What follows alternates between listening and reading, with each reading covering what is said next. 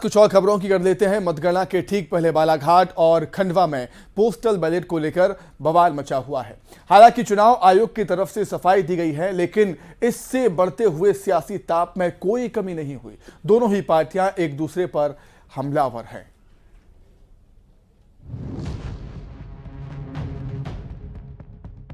नहीं, गलत है सर। और ये तो 2 तारीख को खोलना था। डाक मतपत्र पर मचमच। जो दिशा निर्देश है राज्य निर्वाचन आयोग के, 2 तारीख का काम था।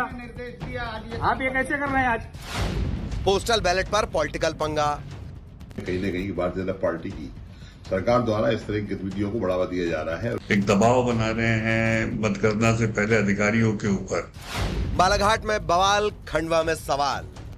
बताइए ना भैया, एसडीएम ने बोला, कलेक्टर ने बोला, किसने बोला? ट्रेनिंग में बताया गया है कि ये विधानसभा एसडीएम का नंबर दो आप। आयोग की सफाई रास नहीं आई। मैं पुनः कह रहा हूँ, पोस्टल बैलेट जो है वो पूरी तरह सुरक्षित हैं। किसी भी पोस्टल बैलेट को खोला नहीं गया है। बारिश सर्दी आई, सियासी ताप थाई। वैसे तो मध्य प्रदेश में बादलों के साथ साथ सर्दी आई है, लेकिन 3 दिसंबर को होने वाली काउंटिंग के चलते सियासी ताप एकदम हाई है। इस बार बादल से ज्यादा चर्चा पोस्टल बैलेट की है, क्योंकि बालाघाट से खंडवा तक बैलेट पर बवाल मचा हुआ है। वजह है एक वायरल वीडियो। नहीं, ये तो विधानसभा रख रहे हैं ना। नहीं, ये पैकेट खोलना ही नहीं था। ये खोलना ही नहीं था। ये आप ये बताइए, ये काम करने अभी आपको किसने निर्देश दिया?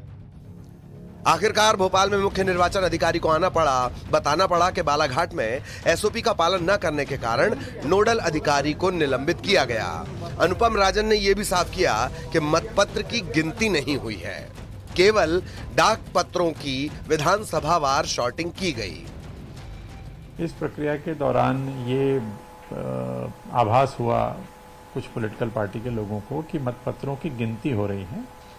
कोई मतपत्रों की गिनती नहीं हुई है। कोई भी पोस्टल बैलेट खोला नहीं गया है। सिर्फ उनकी विधानसभावार छटनी की गई है और उनको अलग अलग झोलों में या बैग में रख करके पुनः सील कर दिया गया। जो स्ट्रांग रूम तहसील में बना है वो 1:29 पे खोला गया था और फ़ोन द्वारा पॉलिटिकल पार्टीज को सूचना दी गई थी। उनके रिप्रेजेंटेटिव भी उपस्थित थे जब स्ट्रांग रूम खोला गया था। उनके समक्ष शॉर्टिंग की गई और स्ट्रांग रूम सीलिंग के टाइम पे भी पंचनामे में उन सभी के हस्ताक्षर हैं। आयोग भले ही तेजी से एक्शन का दावा कर रहा हो, लेकिन तब तक राजनीति की गंगा में बहुत पानी बह गया और बयानबाजी चरम पर पहुंच गई। तो ऐसी स्थिति में बालाघाट में कल जो घटना हुई है, निश्चित रूप से वहां के कलेक्टर डॉक्टर गिरीश कुमार मिश्रा द्वारा उन्होंने 5 दिन पहले जो पोस्टल बोर्ड का स्ट्रांग रूम था केजरी का, उसे खुलवा लिया। उसमें गड्डियां बनाई जा रही हैं, वोटर छेड़छाड़ की जा रही है, पूरी टीम बैठी हुई है। ये सारी बातें साफ तौर पर कहीं ना कहीं भारतीय जनता पार्टी की सरकार के सारे पर हो रही है, जिससे कि पोस्टल बोर्ड से हेराफेरी कर सके। आज कांग्रेस के जितने भी सर्वे उनके आ रहे हैं वो उनके दुर्भाग्यजनक हैं उनके लिए। तो स्वाभाविक है कि वे कहीं ना कहीं एक एलिबाई क्रिएट कर रहे हैं, एक दबाव बना रहे हैं मतगणना से पहले अधिकारियों के ऊपर। और कहीं पर यदि कांग्रेस के नेता गड़बड़ी भी करें चुनाव के मतगणना में, तो कोई आश्चर्य की बात नहीं है।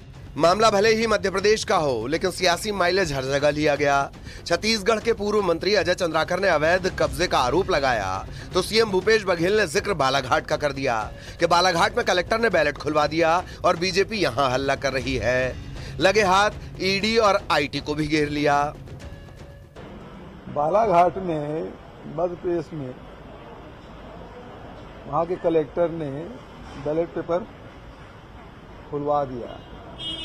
अब भाजपा यहाँ हल्ला कर रही है कि अधिकारियों कर्मचारियों को दबाव डाल के करेंगे, तो ये खुद करते हैं और दूसरे पे आरोप मारते हैं। ये काम उनका है। कल भी मैंने कहा भाई ईडी आईटी की इतना दबाव है कि उससे बड़ा दबाव किसी का नहीं हो सकता। इस सियासी बयानबाजी से इतर पब्लिक खामोशी से इंतजार कर रही है रविवार 3 दिसंबर का, जब सूबे के भाग्य का फैसला होना है। Bureau report, news 18।